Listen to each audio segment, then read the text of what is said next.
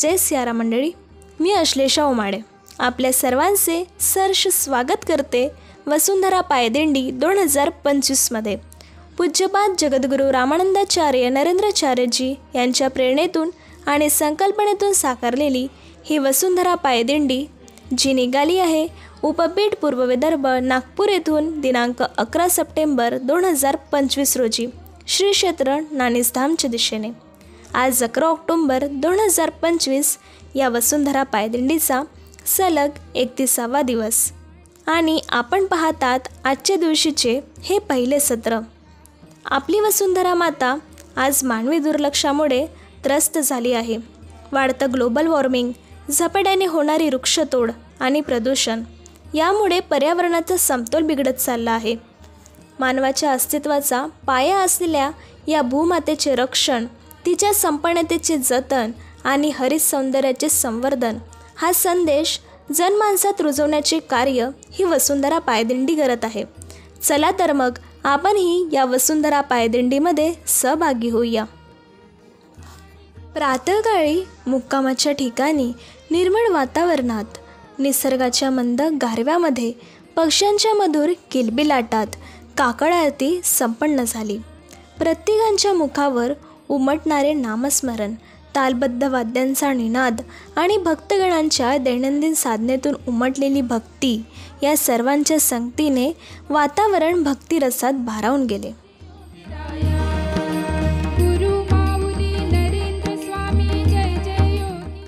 मंगल वातावरणात पुरोहितांद्वारे यजमानांच्या हस्ते पूज्यपाद रामानंदाचार्यजींच्या सिद्ध पादुकांचे षोडशोपचारे पूजन करण्यात आले।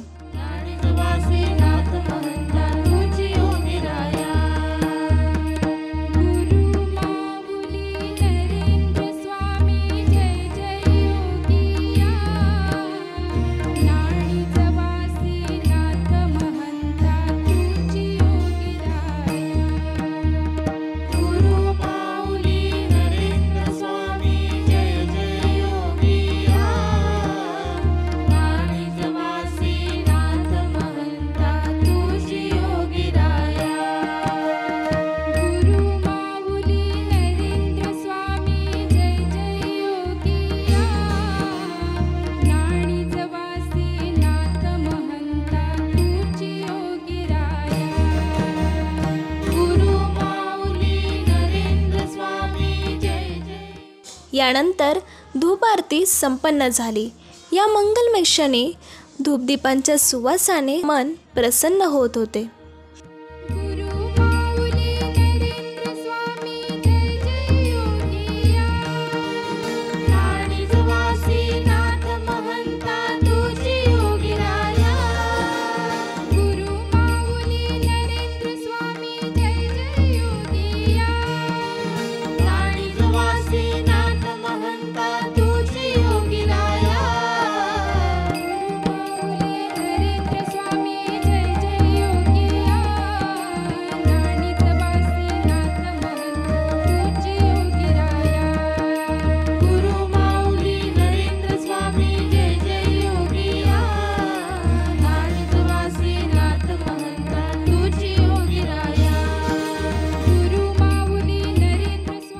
मंगलपूजन व आरतीनंतर सर्व यात्रिकांसाठी दिंडी प्रशासनातर्फे चहा पाण्याची उत्तम व्यवस्था करण्यात आली।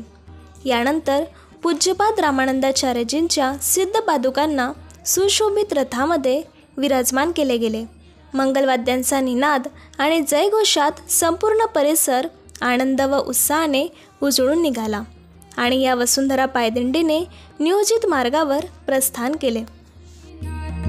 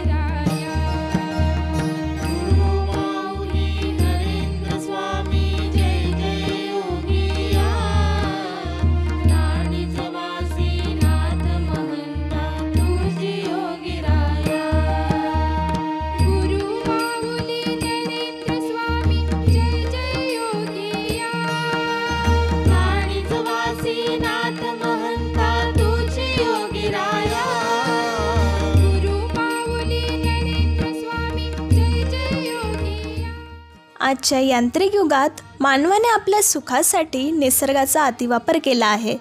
जंगलतोड, प्रदूषण, औद्योगिकरण आणि शहरीकरणामुळे निसर्गाचे संतुलन बिघडले आहे. निसर्ग आपल्या जीवनाचे मूळ आहे. हवा, पाणी, अन्न आणि आश्रय यासाठी आपण पूर्णपणे निसर्गावर अवलंबून आहोत. त्यामुळे त्यांचे संवर्धन करणे ही प्रत्येकाची जबाबदारी आहे. झाडे लावणे, पाण्याची बचत करणे, प्लास्टिकचा वापर टाळणे आणि स्वच्छता राखणे या साध्या गोष्टींमधून आपण निसर्गाचे रक्षण करू शकतो. निसर्गाचे संवर्धन हे फक्त आजसाठी नव्हे तर पुढील पिढ्यांसाठीही आवश्यक आहे. निसर्ग वाचला तरच जीवन वाचेल.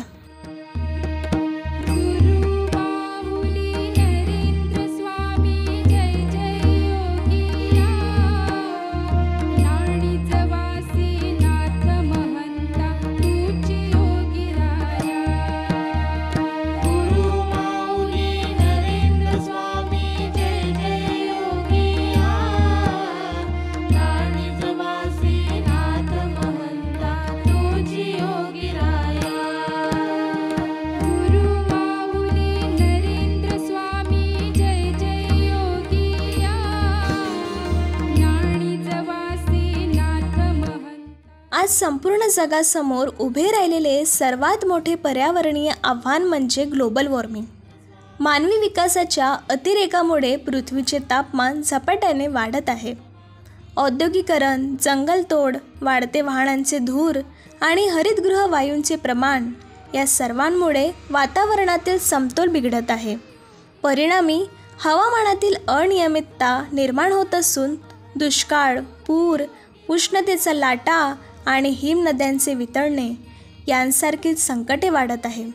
शेती, अन्न सुरक्षा आणि मानवी आरोग्यावर याचे गंभीर परिणाम दिसून येत आहेत. त्यामुळे ग्लोबल वॉर्मिंग हा केवळ पर्यावरणाचा नाही तर मानवी अस्तित्वाचा गंभीर प्रश्न बनला आहे.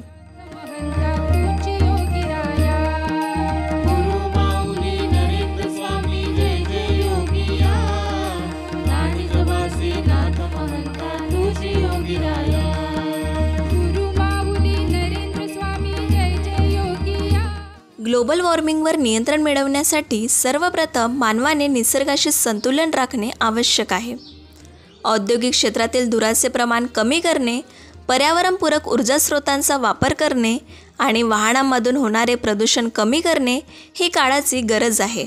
प्रत्येक नागरिकाने वृक्ष लागवड करणे, प्लास्टिकचा वापर टाळणे आणि ऊर्जा बचतीची सवय लावणे आवश्यक आहे. शालेय पातळीपासून पर्यावरण शिक्षणावर भर दिल्यास पुढील पिढी अधिक जागरूक होईल. एकत्रित प्रयत्न आणि जबाबदार वर्तनानेच ग्लोबल वॉर्मिंगचा वेग कमी करून पृथ्वीचे संतुलन टिकवता येईल.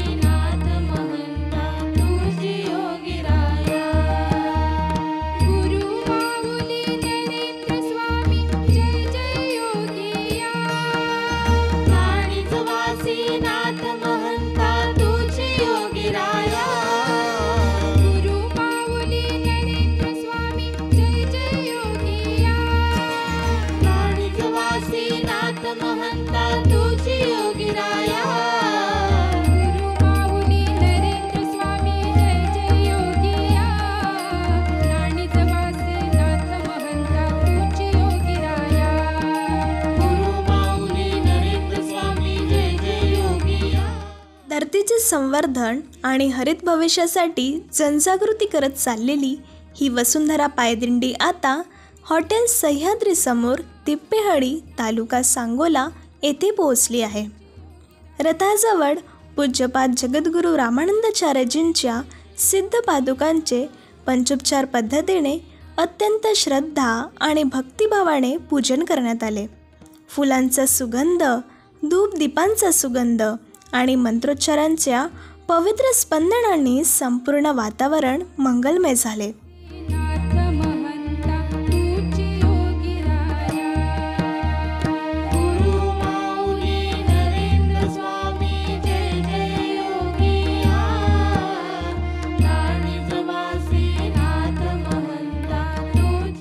या ठिकाणी सर्वच यात्रिकी तसेच भाविकांसाठीही स्वादिष्ट अल्पोपहाराची उत्तम सोय करण्यात आली आहे व यासाठी ज्यांनी अन्नदान केले त्या अन्नदात्यांचे नाव आहे महादेव सखाराम झारे. अन्नदान हे परम पुण्यकर्म मानले गेले आहे. अन्नदाता या सेवेने आपली पुण्यसंपदा वृद्धिंगत करीत आहे.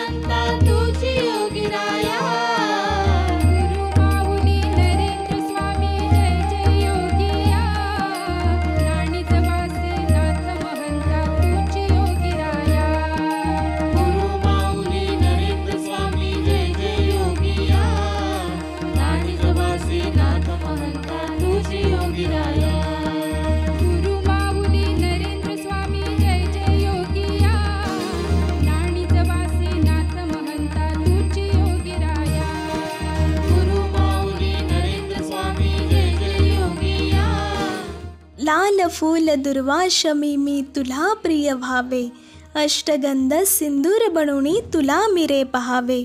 उभा जन्म झिजुदे माझा चंदना परी, सगुण रूप दावी देवा एकदा तरी, सगुण रूप दावी देवा एकदा तरी.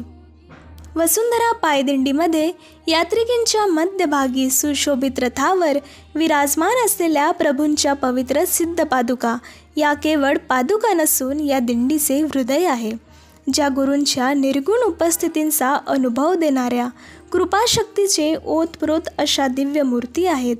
या पादुकांमध्ये गुरूंच्या चरणाचा स्पर्श, त्यांचे त्याग, तप, प्रेम आणि अखंड साधनेचं सार समावलेलं असतं. जसा प्रवासी दिवसभर चालत असताना प्रत्येक पावलावर गुरूंच्या नामस्मरणाने ऊर्जित होतो, तसेच मनोहर अशा रथातील पूज्यपाद जगद्गुरू रामानंदाचार्य नरेंद्राचार्यजींच्या सिद्ध पादुकांचे दर्शन हे प्रत्येक यात्रिकीला स्मरण करून देतं की आपण चालत नाही, आपल्यासोबत गुरूंचे निर्गुण स्वरूप चालत आहेत. प्रभूंच्या सिद्ध पादुकांचे दर्शन म्हणजे अहंकाराचा त्याग आणि शरणागतीचा स्वीकार, कारण जो गुरुचरणी नतमस्तक होतो तो कधीही जीवनाच्या वाटेवर हरवत नाही. सिद्ध पादुका हे गुरूंच्या तत्वाचं ज्वलंत रूप आहे, ज्या भक्ताला आठवण करून देतात की गुरु फक्त शरीर रूपात नसतात, तर ते सदैव आपल्या अंतःकरणात प्रकाश रूपाने विराजमान असतात. ज्या क्षणी त्या सिद्ध पादुकांची सेवा करतो, त्यांना स्वच्छ करतो, फुलांनी सजवतो, नमस्कार करतो, त्या क्षणी तो केवळ बाह्यसेवा करत नाही, तर आपल्या अंतःकरणातील अहंकार, राग, द्वेष, अज्ञान यांची धूळ साफ करतो. म्हणूनच सिद्ध पादुकांची सेवा म्हणजे आत्मशुद्धीचा आरंभ आणि त्यांचा वंदना म्हणजे गुरूंच्या चरणाशी अंतःकरणातून एकरूप होणे. सुवासिक फुलांनी सजवलेल्या रथातून चालणाऱ्या या पूज्यपाद रामानंदाचार्यजींच्या सिद्ध पादुका दिंडीचे केंद्रबिंदू आहेत. त्या यात्रिकींना निसर्ग संवर्धन, सेवा आणि भक्तीचा मार्ग दाखवतात. ज्याप्रमाणे सूर्य सर्वांना प्रकाश देतो, तसंच या निर्गुण स्वरूपाची सर्व भक्तांवर समान कृपा होते. प्रभूंच्या सिद्ध पादुका म्हणजे श्रद्धेचं स्थिर प्रतीक, भक्तीचं केंद्र आणि सेवेचं प्रेरणास्थान. दिंडीचा हा पवित्र प्रवास आता महाप्रसादाच्या ठिकाणी म्हणजेच काजू फॅक्टरी, नागस फाटा, तालुका कवठे महाकाळ या स्थळी येऊन विसावला आहे. येथे पोहोचताच वसुंधरा पायदिंडीचे जोरदार स्वागत करण्यात आले व पूज्यपाद रामानंदाचार्यजींच्या सिद्ध पादुका मंचावर विराजित केल्या गेल्या.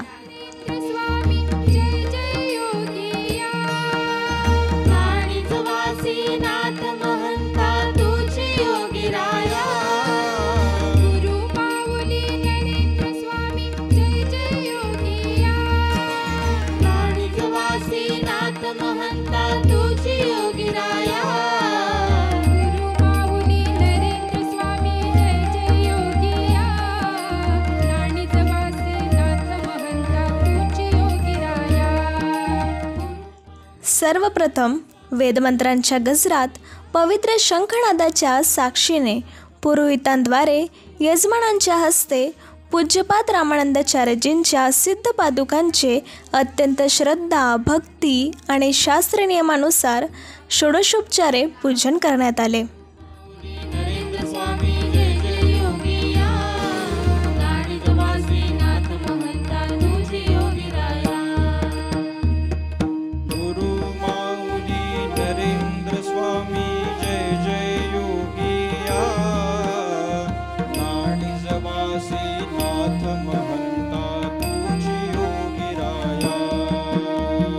गुरु माऊली नरेंद्र स्वामी जय जय योगिया. नाणीच वासी नाथ महंता तुझी योगीराया.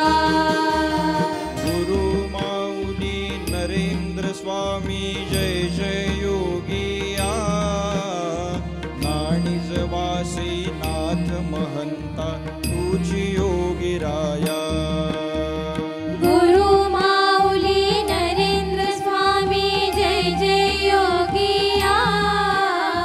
नाणीच वासे नाथ महंता तुझी योगीराया. गुरु माऊली नरेंद्र स्वामी जय जय योगिया. नाणीच वासे नाथ महंता तुझी योगीराया. गुरु माऊली नरेंद्र स्वामी जय जय योगिया. नाणीच वासे नाथ महंता तुझी योगीराया. गुरु माऊली नरेंद्र स्वामी जय जय योगिया. नाणीच वासी नाथ महंता तुझी योगीराया. गुरु माऊली नरेंद्र स्वामी जय जय योगिया. नाणीच वासे नाथ महंता तुझी योगीराया. गुरु माऊली नरेंद्र स्वामी जय जय योगिया. नाणीच वासी नाथ महंता तुझी योगीराया. गुरु माऊली नरेंद्र स्वामी जय जय योगिया. नाणीच वासे नाथ महंता तुझी योगीराया. गुरु माऊली नरेंद्र स्वामी जय जय योगिया. यानंतर भक्तिभावाने दुपारच्या महाप्रसादाचे वितरण करण्यात आले. या महाप्रसादासाठी ज्या अन्नदात्यांनी अन्नदान केले त्यांचे नाव आहे प्रवीण प्रकाश चौधरी. अन्नदान म्हणजे मानवतेचा सर्वोच्च संस्कार. अन्नदानासारखे सर्वश्रेष्ठ दान या अन्नदात्याकडून झाले यांचे खूप कौतुक. गुरु माऊली नरेंद्र स्वामी जय जय. अशा भक्तिमय वातावरणात आपण या वसुंधरा पायदिंडीचा आजचा पहिल्या सत्राचा पवित्र प्रवास अनुभवला. चला तर मग आपण पुन्हा भेटूया दुसऱ्या सत्रात नवा उत्साह आणि नवा आनंद घेऊन. जय सियाराम. योगिया.